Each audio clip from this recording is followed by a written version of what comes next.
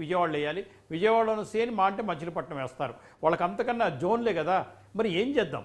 అదే మెంటాలిటీతో ఉన్నారు, అదే అవినీతి పరులతో ఉన్నారు, అదే అడ్డగాగి ఉన్నారు. మరి ఎలా చట్టం ఏం చెప్తోంది?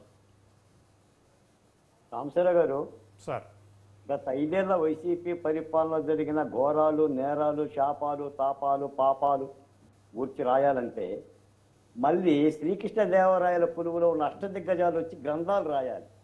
రామాయణమో మహాభారతం గ్రంథాలు రాయాలి. అంటే అన్ని దాష్టీకాలు జరిగినాయి. నేను మీ ముందు మూడు మాటలు చెప్తున్నా, కట్టే కొట్టే తెచ్చే అన్నట్టుగా. ఒకటి, ఈరోజు ముఖ్యమంత్రి చంద్రబాబు నాయుడు గారిని నేను కలిసా సచివాలయంలో.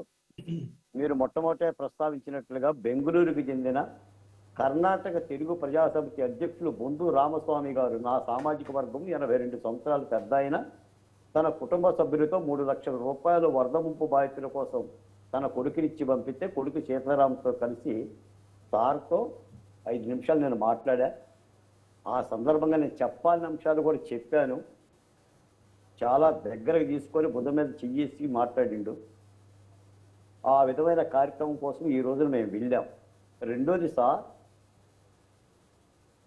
ఇప్పటికీ కూడా నేను అమరావతి ఉద్యమంలో 14 సార్లు హౌస్ అరెస్ట్ అయ్యా. నాదో సాదాసీదా జీవితం, ఏదో పత్రిక పెట్టుకుని బతికేవాడిని. నా పత్రిక ధ్వంసం అయ్యింది. ఓ చిన్న కుటుంబం, నా భార్య అంగన్వాడీ టీచరు, ఆమెకు వచ్చే 11,000 రూపాయల జీవితంతో కూడా బతకాల్సిన పరిస్థితి అయిపోయింది. లేపేస్తామన్నారు, చంపేస్తామన్నారు, పొడిచేస్తామన్నారు.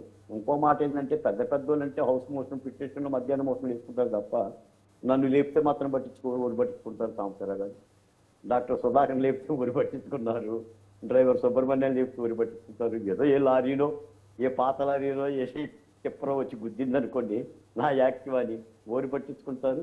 అయినా కూడా మాయమైపోతుండడమో మనిషి అన్నవాడు, మాయమైపోతుండడమో మనిషి అన్నవాడు, మచ్చుకైనా లేడు చూడు మానవత్వం ఉన్నవాడు అన్న ఈ సమాజంలో ఒక రాజధాని రైతులు ధీరోదాత్తంగా తమ నేలనిచ్చి రోడ్డున పడ్డారన్న ఒకే ఒక హృదయ వేదనతో, ఇది రైతు భూమి, కర్మభూమి, మహిళ కంట కన్నీరు పెట్టకూడదని చెప్తాను మేము మొత్తం తెగించి ఉద్యమంలోకి వెళ్ళాం సార్.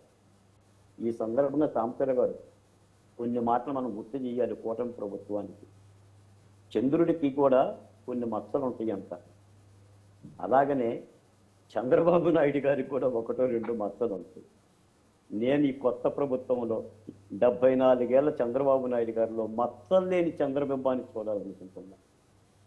మచ్చలేని చంద్రబాబు నాయుడు గారు ఈ దశాంకంలో కనిపించాలి. ఎందుకంటే ఆయన జీవితంలో, తెలుగుదేశం పార్టీ వ్యవస్థాపక 40 ఏళ్ల జీవితంలో అపూర్వమైన విజయాన్ని, ఒక అపూర్వమైన విజయాన్ని 124 సీట్లతో 57% ఓట్లతో విజయ దరహాసం చేసిన ఆంధ్ర రాష్ట్ర ప్రజలు, మీరు ఎన్నోసార్లు అన్నారు సాంబశివరావు గారు, గుర్తించుకోండి, జగన్మోహన్ రెడ్డి గారి పరిపాలనలో ఇంతేనా మీ బతుకులు, మీరు బానిసలవుతారా, మీరు కొట్లాడతారా, ఏం చేస్తారు దళితులు అని చెప్పేసి అన్నారు.